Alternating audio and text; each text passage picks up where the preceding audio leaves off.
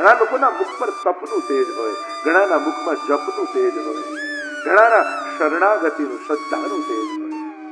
ભલે સફેદ ન હોય, ગોરો ન હોય, પણ એક ચહેરા પર શાંતિ હોય. એને જોઈને મનમાં શાંતિ થઈ જાય, એને જોઈને મનમાં શ્રદ્ધા જાગી જાય. પ્રતિજ્ઞાનું તેજ, તપનું તેજ વિશ્વજીના ચહેરા પર પરમ શાંત છે. ભગવાન પાંચે પાંડવોને લઈને વિશ્વજીની નજીક આવે અને કોઈ સમાચાર આપ્યા કે વિશ્વજી પ્રભુ પધારે. અને નેત્રો બંધ કરીને સૂતા વિશ્વજીએ ધીમે રહીને પોતાના નેત્રો ખોલ્યા અને સામે એ જ શ્યામ સુંદર નો સુંદર ચહેરો સામે દેખાયો. અને જ્યાં પ્રભુના દર્શન થયા, હૃદય ભરાઈ આવ્યું વિશ્વજીનું. અને નેત્રોના બંને ખૂણામાંથી દડ દડ દડ દડ દડ અશ્રુપાત થવા લાગ્યા કે પ્રભુ છેલ્લી ઘડીએ આપના મુખારવિંદના દર્શન થયા. અને સ્તુતિ કરતા વિશ્વજી બોલ્યા, ઇતિમતિરુ કલ્પિતા વિતૃષ્ણા ભગવતી સાત્વત પુંગવે વિભુ સ્વસુખમુપગતે ક્વચિદ વિહરતુમ પ્રકૃતિમુપેયુષી યત ભવ પ્રવાહ ઇતિ મતિ. પ્રાય બધી જ સ્તુતિઓ અથથી શરૂ થાય. આ એકમાત્ર સ્તુતિ એવી છે જેની શરૂઆત જ ઇતિથી થાય. મહાપ્રભુજી સુબોધનીમાં આજ્ઞા કરે, ઇતિ શબ્દ કર્મ સમાપ્તિ વાચક.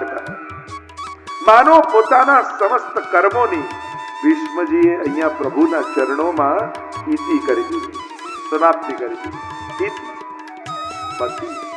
પ્રભુ, આ મારી વિતૃષ્ણ બુદ્ધિ આપના સિવાય બીજે ક્યાંય લાગી નથી. મેં બચાવીને આપના માટે રાખી છે. અને આજે છેલ્લી ઘડીએ મને ભરોસો હતો કે આપ દર્શન આપવા પધારશો, એટલે આપના માટે મેં આ વિતૃષ્ણ બુદ્ધિની ભેટ બચાવીને રાખી. પ્રભુ કહે, દાદાજી ખોટું ન બોલો. બુદ્ધિ મારામાં હોત તો તમે પાંડવોના પક્ષમાં હોત, કૌરવોના પક્ષમાં ન ઉભા હોત. અરે બુદ્ધિ આપનામાંથી એટલે તો સામે પક્ષે રહ્યો. કારણ કે પાંડવોના પક્ષે રહ્યો હોત તો યુદ્ધના મેદાનમાં વળી વળીને આપને જોવા સંભવ નહોતા. સામે પક્ષે એટલા માટે રહ્યો કે સીધા આપના દર્શન થતા. મારી બુદ્ધિ આપનામાંથી અને આપને જોયા વગર એક ક્ષણ ન રહી શકે, એટલે સામે પક્ષે. પ્રભુ, આપનાથી સુંદર આ વિશ્વમાં બીજું કોણ હોય? વિચાર કરો, અંતિમ ઘડીએ બાણ સૈયા પર સૂતા સૂતા પણ જે પ્રભુના સૌંદર્યના ગુણગાન કરી શકે એ જ પ્રભુનો સાચો ભક્ત કહી શકાય. એની જ મતિ ભગવાનમાં છે એમ કહી શકાય. ત્રિભુવન કમલમ કમાલ વર્ણમ રવિ કર ગૌરવ રામબરમ દધાને વપુરલક કુલા વૃતાનનાદ્યમ વિજય સખે રતિરસ સુમેન વત્સ્યા. ત્રિભુવનમાં કોઈ કમનીય હોય, સુંદર હોય તો એ આપ છો.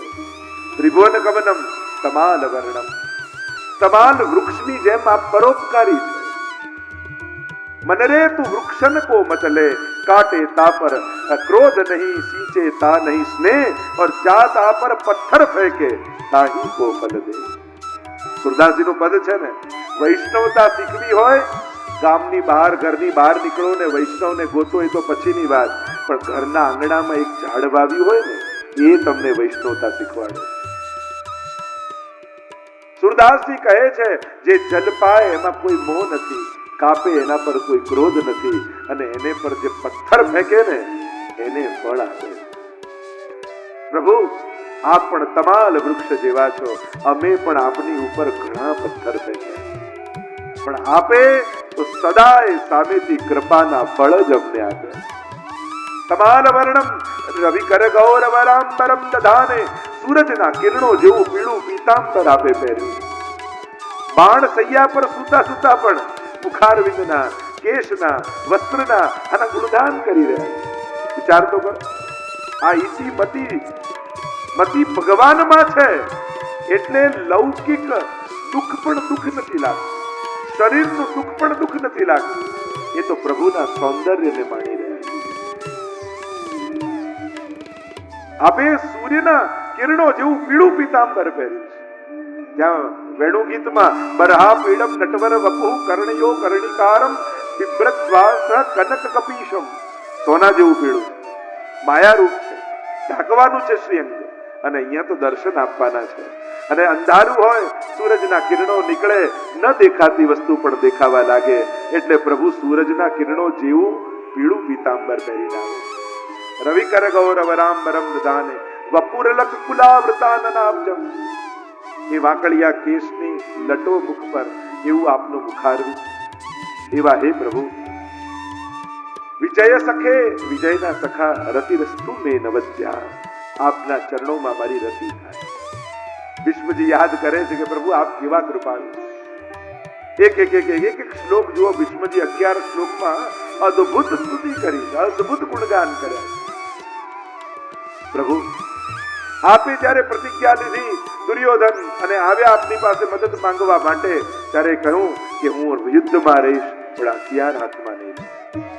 અને ભીષ્મજી કહે કે મેં પણ પ્રતિજ્ઞા લીધી કે યુદ્ધમાં આપના હાથમાં હથિયાર લેવડાઈશ.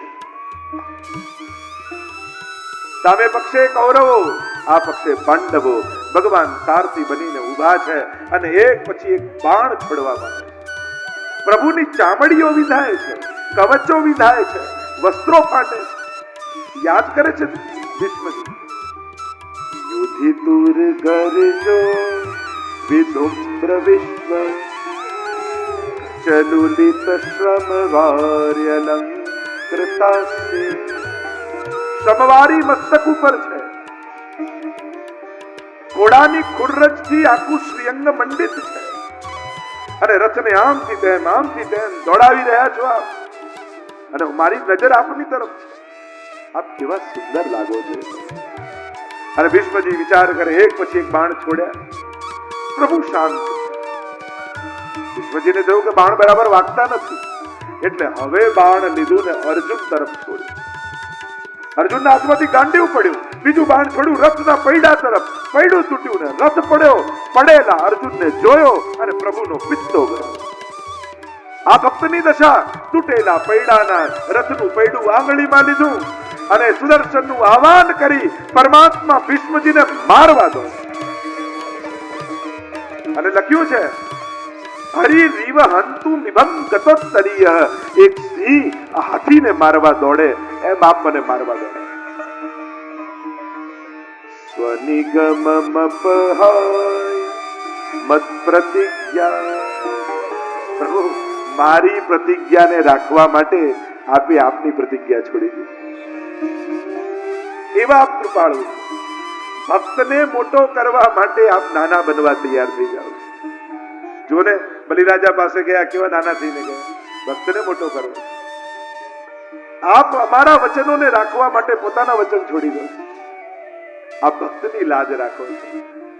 પોતાની યશ કીર્તિ કે અપકીર્તિ થશે એનો વિચાર નથી કરતા, પણ ભક્તનો યશ વધે એમાં આપને રસ છે.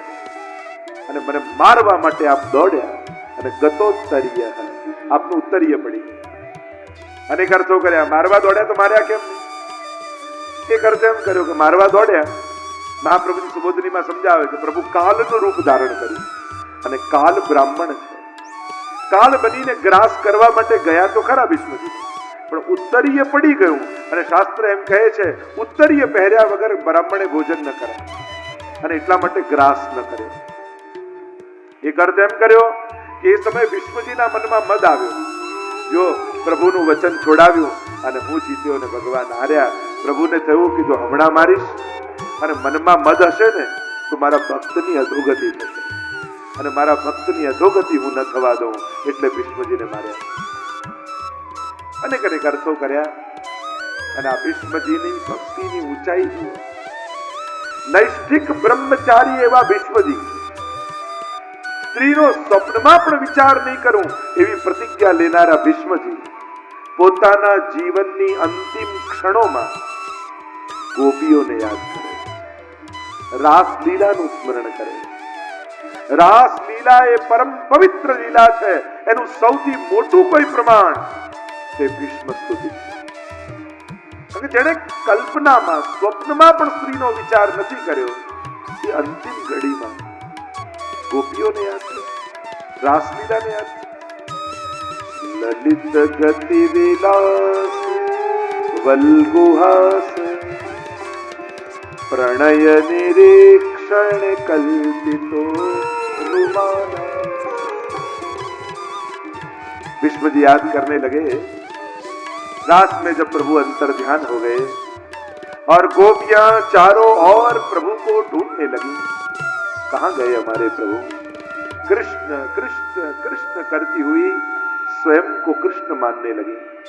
श्याम श्याम रटत हो श्यामा श्याम भई, और श्यामा पूछत सखिन सो श्यामा कहां गई? કૃષ્ણ લીલાઓનું અનુકરણ કરવા લાગી ગોપીઓ, પોતાને કૃષ્ણ સમજવા લાગી, એવી ઉન્મત્ત બની ગઈ. અને એ રાસ લીલામાં મારી રતિ મતિ અને ગતિ થાય એમ ભીષ્મજી સ્તુતિ કરતા યાચના કરે. પ્રભુ આખું જીવન મારી મતિ આપનામાં રહે એવો મેં પ્રયાસ કર્યો. આપનું નામ ભૂલાય નહીં, આપનું સ્મરણ થયા કરે, મેં સજાગતા રાખી છે. પણ પ્રભુ અંતિમ ઘડીમાં દેહનું ભાન ક્યાં હોય? મારી છેલ્લી ઘડી તું સાચવી લેજે પરમાત્મા. ભીષ્મજી મહાપ્રયાણ કર્યું. પ્રભુ એ કહેવા લાગ્યા કે હવે હું દ્વારિકા જાઉં. પાંડવોનું રાજ્ય છે, યુધિષ્ઠિરને રાજા બનાવ્યા છે અને પ્રભુ પધાર્યા દ્વારિકા. દ્વારિકામાં પ્રભુનું ભવ્ય સ્વાગત થયું છે. સ્વજનો પ્રતીક્ષા કરતા હતા. આટલા સમયથી પ્રભુ ત્યાં છે. પ્રભુ પોતાના ભક્તો માટે દ્વારિકાનું સુખ છોડીને હસ્તિનાપુર આટલા સમય કામ કર્યું. પાંડવો ઉપર ખૂબ કૃપા ઠાકોરજીની. દ્વારિકામાં સ્વજનો મળ્યા, ઉત્સવ થયો, એનું વર્ણન કરવામાં આવ્યું. અહીંયા પાંડવોનું રાજ્ય છે, બધું જ સુખ છે. ધૃતરાષ્ટ્રને ખૂબ માન આપે છે પાંડવો. રોજ મળવા જાય, યુધિષ્ઠિર પગે લાગે, આશીર્વાદ દે. અરે અમારા બધા વડીલો તો જતા રહ્યા, કેવલ આપ છો, ખૂબ આદર આપે. ધૃતરાષ્ટ્રમાં પ્રસન્ન થાય કે બાળકો મારું ખૂબ માન રાખે છે.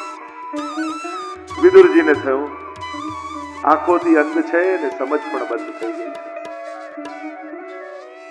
હજી ખબર નથી પડી.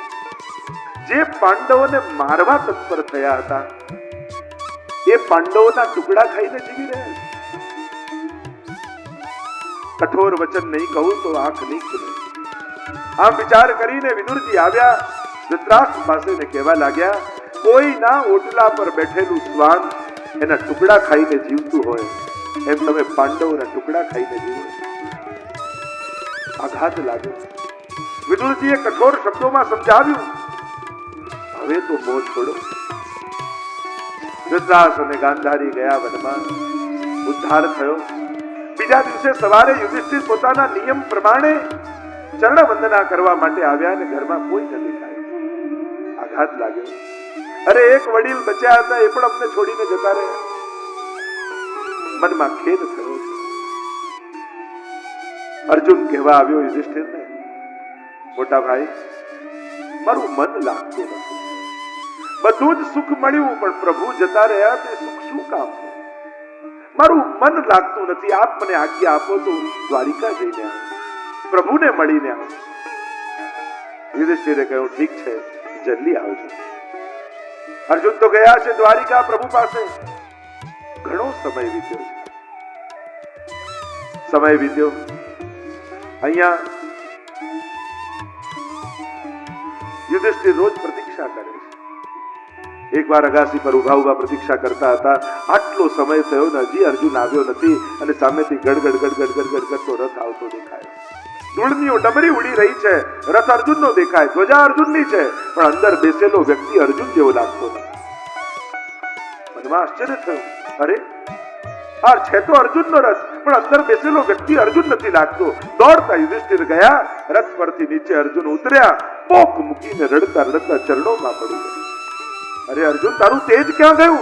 કોઈ ભૂખ્યાને મૂકીને ભોજન કરી લીધું, કોઈ સ્ત્રીની તું લાજ નથી બચાવી શક્યો, કોઈ વડીલનું સન્માન નથી સાચવી શક્યો, તારું તેજ કેમ નથી?